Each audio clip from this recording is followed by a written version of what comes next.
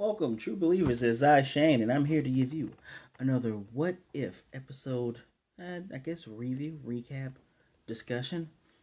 Today's episode is What If Doctor Strange lost his heart instead of his hands?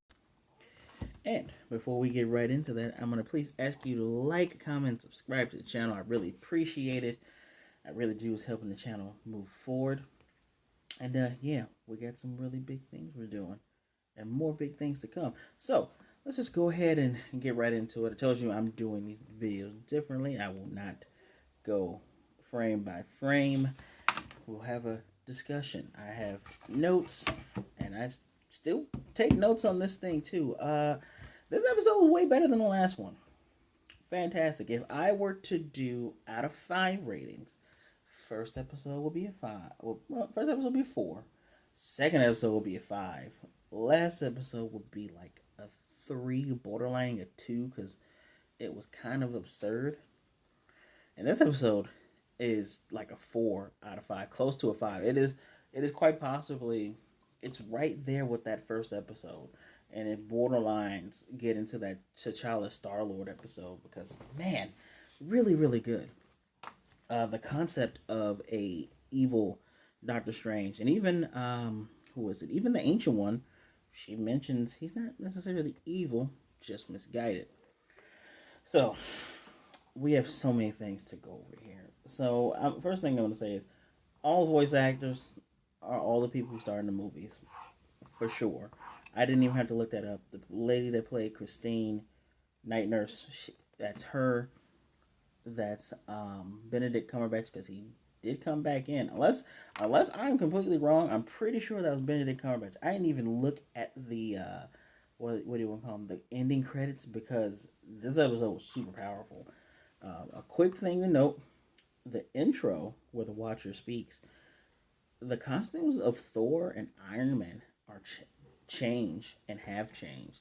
That's a pretty interesting thing. It's kind of showing that timeline shifting, dimension shifting kind of thing. Yeah. In this, we see that the main variant thing that happens in this universe is that Christine has to die. Period. If Christine does not die, Doctor Strange doesn't go on his knowledge or his pursuit of the mystic arts to try to make things better. He doesn't defeat Dormammu. He doesn't, save the universe. And her dying is a constant. We see Doctor Strange, use that time stone to go back in time to apparently the one of the things that was different. He was much more kinder and caring to Christine throughout their entire relationship. Like our Doctor Strange. Oh, this is my Steve Ditko shirt, by the way. Oh, shirt, and I still love it. Doctor Strange, our Doctor Strange, he their constant thing is that they're arrogant, but in this one, his arrogance didn't get in the way of his relationship. Christine went with him to that conference, and instead of him checking his phone while driving and speeding, she's with him. And yeah, it's pretty heartbreaking to see for, I don't know if it's the first 10 to 15 minutes, but just to see Doc continuously go back and do things differently. He's even patient and uses his lights to his blinkers to go around. It doesn't really matter. He keeps getting rear-ended. If they don't go to the place and they eat pizza, she gets shot. If he doesn't even go to her, she still dies. Even if she drives, she dies. And it gets to that point where he's ready to, he's about to break. He doesn't know why they can't be happy. And the insane part is the Ancient One, who's already dead, she has a psychic echo, is what she described it to good Doctor Strange. Her psychic echo appears twice. First time is to tell him, hey, she has to die or the world's gonna end. And apparently she splits Doctor Strange, she splits the timeline in two, making a Doc that didn't go on this journey to get back Christine, and the current one that we're going to call Evil Doctor Strange. The one that everybody thinks is in the Spider-Man No Way Home trailer. I keep calling that movie Far From Home. The No Way Home trailer. Because Doc does seem off in that in that trailer, doesn't he? I will try to get back to that because I got a lot of stuff I want to talk about. So I'm just gonna write No Way Home doc right here. Um, talk about that. We talked about that. It's interesting to me that when he loses his hands, he gains his humanity.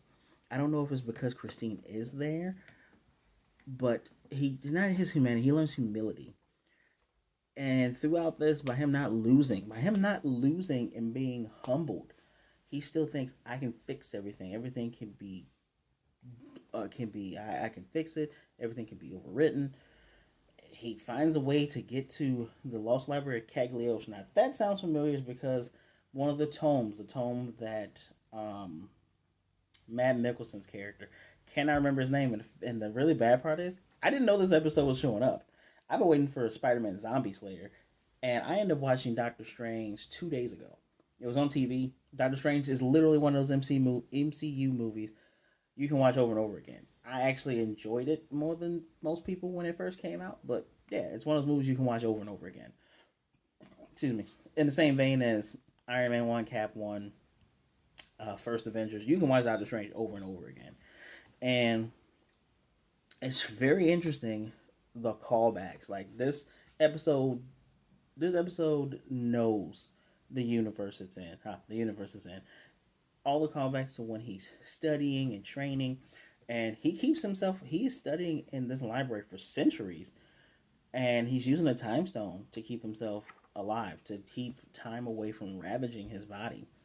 And eventually not eventually, he does meet a librarian keeper called Obey, and Obey's just kind of there. He's the guy that's just there, and he even says some really cool speeches.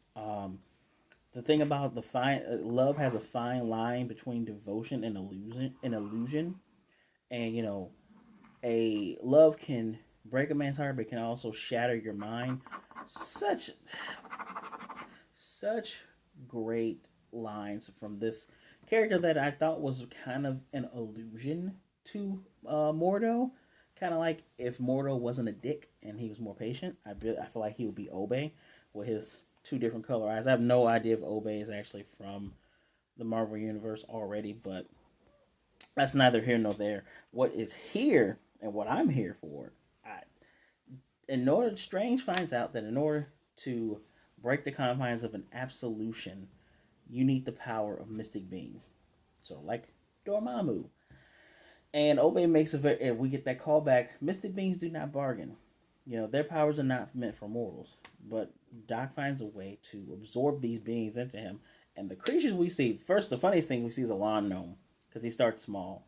And even Doc doesn't like bugs. And this bug appears with a purple cloak with like the evil version of his cape of levitation that he normally has.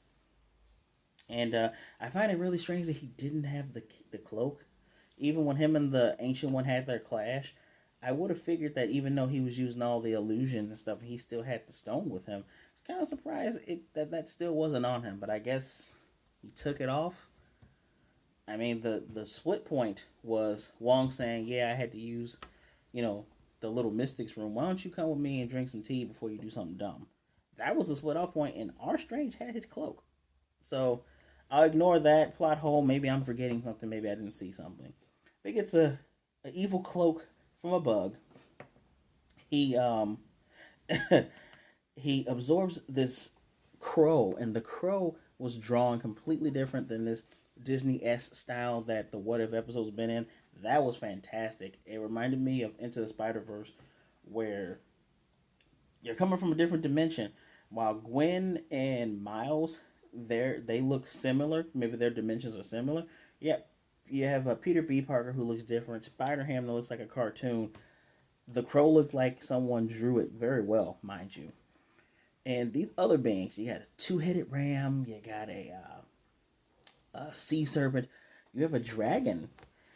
He has a dragon that he absorbed that really made him look like Mephisto. Like, dude looked like the devil because he had a pointy goatee and jagged goatee and everything, while the normal one has more softer features. So whoever designed Evil Strange did a great job making him very subtly evil, but noticeably different than the normal one. And it all kicks off with, I'm telling you guys, that being we saw in the first episode of What If, it has to be Shumagorath. Shumagorath is the only thing in Marvel that has so many tentacles, and Shumagorath is much like the Watcher. Pardon me, can exist across all time and all dimensions. He lives in the chaos dimension. There always will be chaos, and he's just there. Even when I've said this before, and I'll say it again. Even when they fight him in the comics, they're technically fighting an avatar of Shumagorath, because Shumagorath is eternal. But at least when they beat the avatar, it keeps him from coming around for a while. These tentacles, first thing he tried to grab, he does get them, but he just lops them all off. And his monster form is nasty. It was looked like it was also a nod to the Infinity Stones, because they were, the eyes it had was many different colors, and it just completely gross. Talked about things and the dragon drawn different. One thing he did in the Mystic battle, Evil Doctor Strange would have been a perfect villain for the first movie, and it sucks that you can't start off with something like this, even though the people always thinking about Mysterio talking about the multiverse. Forget that. In Doctor Strange, they mention the multiverse. The Ancient One talks about the multiverse, and I guess because that's a setup movie, you can't have an evil Doctor Strange be the first villain. And it sucks that Matt Mickelson's character, Matt Mickelson is a wonderful actor, and he was kind of wasted. The character was just kind of bleh, and it was no fault of his own. You know, the sob story he gave was actually pretty interesting. I understood his motivations. They just didn't make him interesting. And Evil Doctor Strange is fairly interesting. Just the difference in their powers were Strange's powers is very mystic and c- colorful. Maybe the same one or two colors, but Evil Strange had that chaotic dark reds and violent looking yellows. Love the mystic fight. He destroyed the original cape too. There was a little cape fight in there. I thought that was fairly cute. And the Vishanti is once again name dropped. That is the rooms that's supposed to protect Good Strange from being absorbed by the evil one. And I really thought they were going to give us a swerve when Good Strange was absorbed into the Dark One, because I thought maybe that good side would come on out. Unfortunately, it didn't. And the real swerve was that the Ancient One split the timeline. She does show up to tell Good Strange of this world, yeah, you're in another time and place that I can't reach you, but everything around him was it looked like almost looked like the symbiote from Venom. Everything was kind of fading away into an ink. Even Wong was fading away. Everything was becoming nothing because Doctor Strange was going to bring back Christine, and Christine needed to die in this universe. Um, the effect on that was really good, but his arrogance shines through because I don't know what he wasn't. He thinks his other self is lying, and he's full on arrogant to the point where Christine is actively dying in front of you because the whole universe is, the world and the universe itself is shrinking in on itself, and you're saying no, I can still fix it. And he is, for lack of better words, immensely powerful. We even get a glimpse of that power when the Watcher, Chau, he's watching him absorb these creatures, saying he's going down a bad path, and I could go to him and tell him, you don't want to do this, but I don't even think he would listen to me. And you know what? The fate of this universe is not worth that of countless other universes. I am assuming that in the MCU, if the Watcher intervenes, he has the capability of shattering all of the known multiverse and all of the known universes. Especially since he has chosen, as a Watcher, he has chosen the Earth and all of its different possibilities for him to watch. Him existing in several different times and universes at the same time, much like Shumagorath. Now, I did look up just for this. The Watcher has intervened before in the older comics. He has appeared and say, "Hey, Fantastic Four," which is where he first showed up, 1963. Fantastic Four said, "Hey, Galactus is going to show up, so you might want to fight the Silver Surfer guy." He does his. He is strong enough that he can telepathically cloak the Earth from Galactus, but of course, it's a comic book. It's not going to fully work. Things are going to happen, and he's gone on trial before. And the funny thing is, the his father. The reason why they have chosen to never intervene is that they gave technology to lesser beings, and then they made nuclear weapons and decided to kill one another. Blah blah blah. That old hat. But he has intervened before. But in this, he cannot. And while Strange is making this, it looks like he's making a jewel around him and Christine. He sees the Watcher because the first time he can sense the Watcher by him. This time he's fully talking to him. He's like, "I read about you. You can help me. Please help me. I didn't want to destroy the universe. I just wanted her back." And the Watcher's like, "I cannot help you. Period. This is you know why I can't help you. You know the consequences of that. And if I even try to help you, which I can't, bad things can happen." And I don't think it was the Watcher being mean or being spiteful. I just think in the MCU he can't help at all. Although the Watcher has died in the comics with Original Sin, and I'm pretty sure White Nick Fury in the comics has one of the Watcher's eyes, and he's forced to be the Watcher now. But Utau is still around. It's a strange it's a strange thing. Which, speaking of strange, haha, they use the same old joke about people not understanding that his last name is Strange. Like Obey thinks his name is Mr. or Dr. Armani. It got a chuckle out of me. That those jokes will never not be funny. Just don't want to overuse them all the time. Um, the Dark Space Stone. That visual for that once he absorbs his good good half of him, just you can tell he breaks reality. He just breaks reality at that point. I wonder if that can ever come into play with the rest of What If, or if that comes into play in the normal MCU timeline. You know, since Loki has shown that people have shown up with multiple Infinity Stones before, maybe you can corrupt the Infinity Stone or change it to be something else entirely. I'm looking forward to seeing more of that, personally. And Utau's opening line about the best intentions can have strange consequences. Just another way of saying the road to hell is paved with good intentions. And I don't think, yeah, trying to stop someone from dying, it's a great intention. It's a wonderful thing. But Doc really did say it's her or nothing. And at the end, when he's like, "Oh crap, this is actually much worse," he tries to renege on. She still fades away, and he is stuck in the middle of nothing in a dark purple jewel, just weeping and sobbing.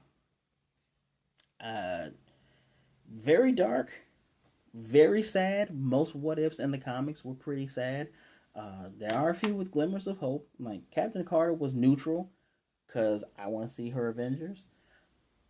T'Challa being Star Lord, even though Kurt Russell shows up towards the end to, pardon me, Kurt Russell shows up towards the end to get Peter Quill to become his power source to take over the galaxy. That's like old crap stuff's about to hit the fan. I fully believe in Star Lord T'Challa being able to stop all of this. So, one neutral, one good. The Asgardians taking over last episode was just Loki taking over last episode was horrible. This was just like, wow, you set that dial up to 100. I need to see if is there anything else we want to talk about. No, we did a good job, guys. We went over everything. Good, good, good, good, good. So I'm because for some reason the world and the internet loves to spoil things. I personally don't try to spoil things. If I do spoil things, I genuinely apologize for it because I like to watch things and have a fresh reaction to it. And that's actually the reason why I still haven't seen Logan. Funny, yes, I haven't seen Logan because the day before I was gonna go, someone spoiled three of the major things that happened in that movie. I will probably do my best to try to watch it this month, but that's neither here nor there.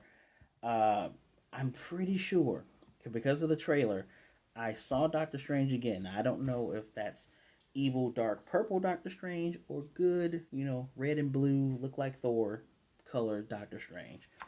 I'm hoping that at the end of this first season of What If, because they said they're going to do this again, I'm hoping at the end of this, we do get Captain Carter, Evil Doc, T'Challa, Star Lord. Hope we get all of them together. Maybe they'll get together to save the universe that Loki has taken over. Who knows? But yeah, all in all, this episode, out of 5, it gets a 4. It's damn near 5. And I'm not usually a big fan of dark things. This had a lot of existential horror in it, but it does ponder the question: if you could bring somebody back that you deeply cared for, but it would end everything else, would you do it? Because in the end, he still lost her, on top of losing Wong and everyone else. Well, guys, that is my review. That is my run through of what's going on. I can't think of any other eye catches or any other extra, what's the word I'm looking for? Easter eggs, because everything, I'm pretty sure that him turning red thing was a Mephisto nod, and who knows, maybe this version of Doctor Strange eventually becomes Mephisto. We'll have to wait for all that. Please tune in either Friday night or Saturday morning.